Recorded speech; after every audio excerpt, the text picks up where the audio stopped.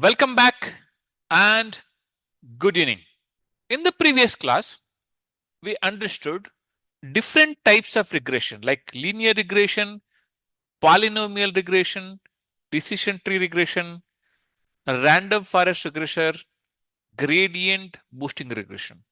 Within that, we discussed what exactly is the linear regression, and then there are two different types of linear regression where we have simple linear regression where there is a one input variable for the one output label.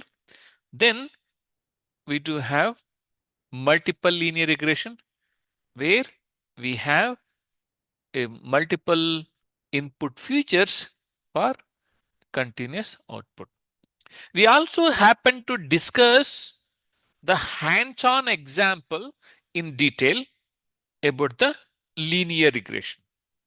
We discussed about importing the different libraries and then creating the data frame and then assigning a particular columns of a data frame into X and Y variables. Then the most important thing is we are creating a model. It's a empty object here. Then creating a model object. Then we are training the model as a part of the model.fit. Then we'll test it out. We'll go ahead and test out this. Okay. So that's the thing. Now that we understood the regression, it is the time for me to move on with the next aspect. In supervised learning, what are the different types? Two types are there, sir. Regression and classification. Okay, so we just completed the regression at a high level. Okay, then the most important thing is classification. And that is the second type of supervised learning. Jaypal, any idea what is classification? Like some classification, like related information or something. That's okay. That is a good guess. So classification is nothing but the assigning each input to predefined category or a label. Classification in the context of supervised learning is assigning each input to predefined category or a label. Okay. Remember, in supervised learning, we do have labels, whether it is a regression or a classification. Classification is a supervised machine learning technique where the goal is to assign each input predefined category or a label. That is what classification is. Okay, we'll take an example. So we do have different types of classification. One is binary classification. The second one is multi-class classification. The third one is multi-label classification. As the name suggests, in case of binary classification, there are only two possible classes. When I say two possible classes, let us say you do have email, isn't it? You do use email. All the emails, whatever you are getting, either they can be spam or they can be not spam, right? Either they can be spam or not spam. One more Okay. example is, let us say you go for a loan approval. Okay. Either it will be approved or it will be not approved or rejected. So whenever we have a binary classification, which is one of the type of classification, a part of the supervised machine learning, you will have two possible classes. Got it now? So then we have multi-class classification. What is multi-class classification? Multi-class classification means there are more than two classes, but each input belongs to only one correct class. Let me reiterate. There are more than two classes and we have each input belong to the correct class.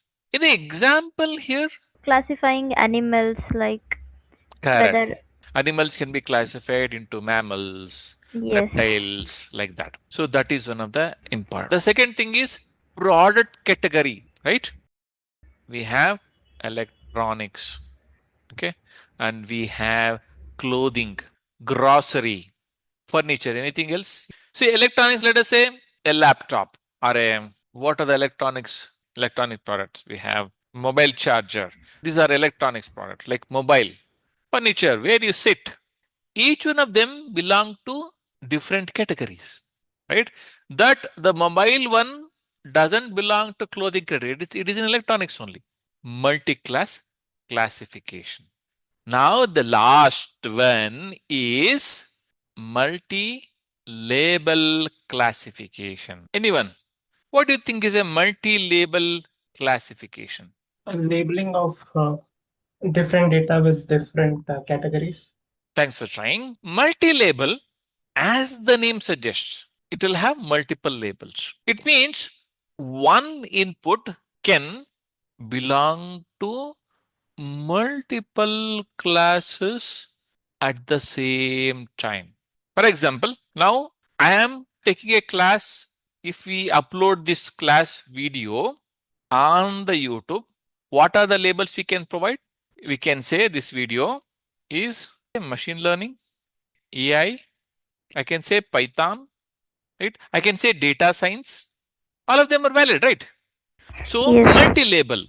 This video, whatever I am teaching you, that comes in AI, that comes in ML. Python is a label, data science is a label. Multi-label classification. You got it right, Nandaraj, right? So Yes. input can belong. The video is the input here, can belong to the multiple classes. That is multi-label classification. Let us move forward then. We do have different algorithms as a part of the classification. And what are those algorithms? Algorithms are logistic regression. We have SVM, that is support vector machines, and we have KNN, K nearest neighbor. Then we have decision tree, random forest. Then we have neighbors, gradient boosting classifiers. Yes, some of the algorithms are also there in regression. They're also there in classification also. Depending on how you are using them, they can be there in couple of places. Okay. So within this, let us understand logistic regression. So Virendra, what is logistic regression according to you? Logistic regression is nothing but the classify the task. It should be 0 or 1. Very good. Logistic regression is classification algorithm because we already discussed that this comes under classification. Whenever we want to classify the output either 0 or 1, that is when we use the logistic regression. One very important aspect of the logistic regression is output is always between 0 and 1. That is logistic regression. One of the example is we have disease diction in a hospital based on the input features like age, symptoms, test results. We have to classify whether it is a disease or not a disease. We'll see this example as a part of the hands-on. Are you guys ready for that? Yes, sir. Are you guys able to see my screen? Again, I explained the code in my previous class. Let me at a high level explain the same thing here. When we are saying import pandas as a PD, I am importing the pandas library, and then I am also importing the numpy here. I am importing matplot logistic regression. So what am I doing here in this case where I have highlighted? We are reading the data set. Very good. We are reading the data set and creating the data frame. What are we doing here, which I highlighted now? Assigning input and output features for X and Y. Correct. So what we have done here is we have created the data frame by reading this particular file. If you see, we have age, fever, cough, headache, test result, disease. This particular file has been read and we have created a data frame name called DF. So we are assigning the columns, these columns of this data frame to X, assigning the disease column within this data frame to Y. Then logistic regression model object as a part of this code. This is empty now. Then Virendra, what are we doing here? Just training the model here. We are training the model. Wonderful. So we import certain libraries, then we read the data set and create a data frame. Then we assign those, some of the columns of a data frame as a input features and one of the column as a output feature. Then we create a logistic regression model object. Then we train that. So as a part of this, we'll get to know the model learns the relationship between the X and Y. Yes, sir. Shall we go ahead and run this code? Yes, sir. Awesome. Okay. So we did discuss about this code, Karthik. Okay. Just to revise for you, this is importing all the libraries. Then this is reading the data into the data frame. Then assigning some of the columns to the input feature, one of the column to the output feature. Then it is creating a logistic regression model object, then training the model. This is what we have done. Okay. Now Okay, sir. is the time to run this model. Shall we do that? Shall we run this? Yes, sir. Okay, if I run this, what happens, Asina? Take a guess. It will predict the what kind of disease based on the input features, age, fever, cough, headache, like that. Got you. Our input is whether age, give me this input, the model will predict whether the disease is there or not. Right? Because if you see here, we have fed that, but only thing is here only important thing to notice is here it is 1 or 0. 1 means it is yes, 0 means it is 0. Okay. For example, if you look at this particular row, we have age as 22, fever 1, that means yes, cough 1, that means yes, headache 0, that means no, test result 1. This is 1, means there is a disease for this particular person who is of 22 aged. Okay. So that is what, by going through this, model has learned based on the input parameters given by the user, it will predict disease is there for a particular person based on this combination.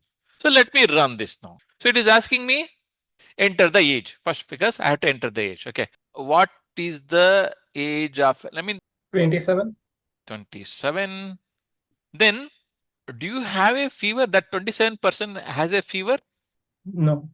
No. That means I have to provide a 0. You can see here, yes for 1 for yes, 0 for no. Okay. So no means you have to provide 0. Okay. Does that person has cough, Nandaraj? No. He cannot have cough for 27. No, not necessarily. Okay. Anybody can have a cough, right? I mean, see, anybody can fall sick, right? Okay. So now does that person has a headache? Yes. He has a headache. Okay. Now I will say that is 1. Okay. Now, based on all these input parameters, the model has to predict what are the person which Nandaraj said of 27 years old. It is he or she, Nandaraj? Anything, sir. It will predict me here.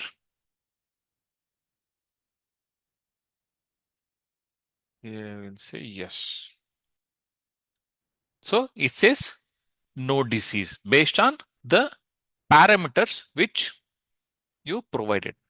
Okay, got it, Asina?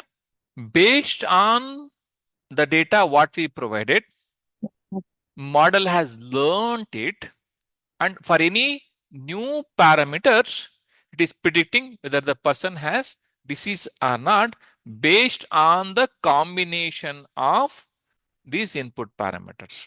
Age, fever, cough, headache. Okay, clear, right? No, sir, it's clear. It's clear?